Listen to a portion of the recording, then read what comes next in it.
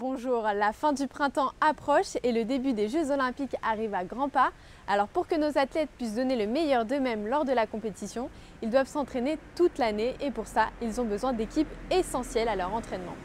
Aujourd'hui, on se retrouve au gymnase Pierre Brossolette pour le Challenge Monal, la dernière compétition qualificative pour les Jeux d'escrime, où on y retrouve Thomas Rouvet, préparateur physique de l'équipe de France, qui va nous expliquer comment il prépare ses athlètes.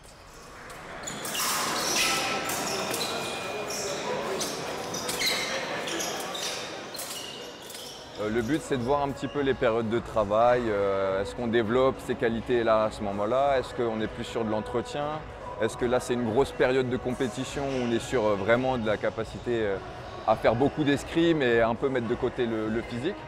Et à mon sens, le rôle du prépa physique, ça va être le petit plus qui va pouvoir l'aider dans ce rôle-là d'amélioration de sa santé, de son bien-être. Mais en règle générale, pour l'escrime, ça va être des qualités de vitesse, des qualités d'explosivité, de réactivité.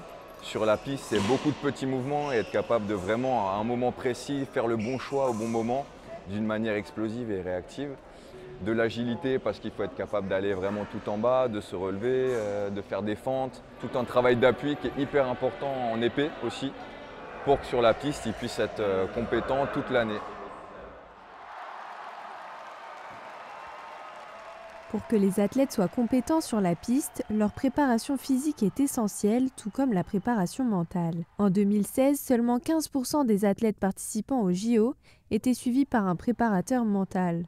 En 2024, ce chiffre a doublé, atteignant les 30%.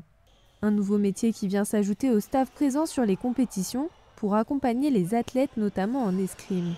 Alors, le rôle du préparateur mental, ça va être d'essayer déjà de comprendre quelles sont les difficultés rencontrées par l'athlète en amont de sa préparation, juste avant la compétition, et les difficultés qu'il rencontre pendant la compétition. Parfois, il y a une grosse pression qui est donnée par l'entraîneur, qui met vraiment une pression telle que l'athlète n'arrive pas à se libérer sur la piste, avec vraiment beaucoup de cris, beaucoup de choses comme ça. Et l'objectif, ça va être de travailler pour que l'athlète reste dans sa bulle. Quand il va sentir les choses comme une crise d'asthme qui arrive, il doit essayer d'identifier les problématiques avant qu'elles ne soient là. Et ensuite, on va travailler sur ces moments pour qu'il puisse être plus relâché. Le but, c'est d'être prêt pour la compétition, intellectuellement, physiquement, et d'être capable d'être disponible au moment voulu. Et c'est tout le travail qu'il y a à faire en amont, en sachant que l'athlète, bien entendu, de son côté, il a son coach sportif, le maître d'armes notamment en escrime, qui l'aide déjà, qui lui donne des leçons. Et donc ce qu'il faut, c'est arriver à rester dans l'objectif pour coller à ça. À compter de juin, les sportifs bénéficieront d'un accès au dispositif gouvernemental Mon soutien psy, selon la ministre des Sports et des JO, Amélie Oudéa-Castéra. En attendant, leur agent sportif s'occupe de répondre à leurs autres besoins, un métier souvent réduit à la communication. Pourtant, leurs missions sont multiples. Il faut réussir à savoir ce que toi, ton athlète, sur quoi il est capable de faire, sur quoi il veut répondre. Il faut réussir à les emmener au bon endroit, ce qu'ils veulent aussi eux, ce qu'ils ont envie de faire. Si demain, moi, je lui dis on va faire tous les médias parce que c'est super important et tu n'as pas le choix et il faut les faire et que du coup tu rajoutes une zone de fatigue. Donc tu as un besoin de bien cadrer les choses et tu dois être le filtre en fait. Tu as toutes les infos qui t'arrivent. Tu vois, aujourd'hui, j'ai peut-être pris 10 coups de fil pour une athlète. J'en ai géré 8, je vais en garder peut-être 2 et à la finalité, la semaine prochaine, quand elle rentre de vacances, je vais lui dire ça serait bien qu'on fasse ça et ça. Et elle n'a pas pris les 10 appels. Pour optimiser ses capacités sur le tapis, le suivi médical des sportifs est fondamental. Nous voilà donc au cabinet d'Axel Taré, kinésithérapeute et ostéopathe pour l'équipe de gymnastique française concourant au JO de 2024.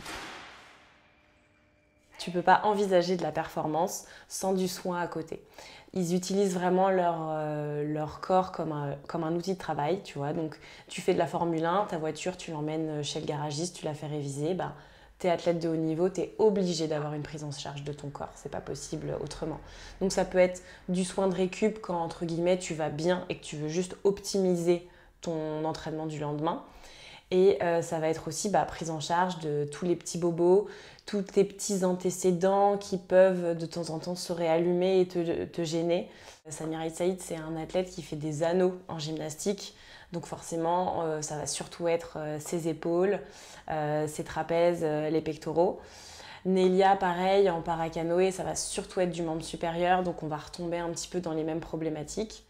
Le kinésithérapeute, le manager, le préparateur physique et le préparateur mental sont souvent présents lors des compétitions, Mais d'autres acteurs comme la nutritionniste, le médecin et le psychologue contribuent depuis l'INSEP en assurant le suivi médical des athlètes tout au long de l'année. Cette année, petit changement, il y aura 2 psychologues au village olympique pour s'occuper des équipes françaises. Vous l'aurez compris, derrière chaque discipline se cachent des équipes qui sont là pour accompagner les athlètes et les préparer à la compétition. Alors les JO 2024 débuteront le 26 juillet. En attendant, on va laisser le soin à leurs équipes de les préparer.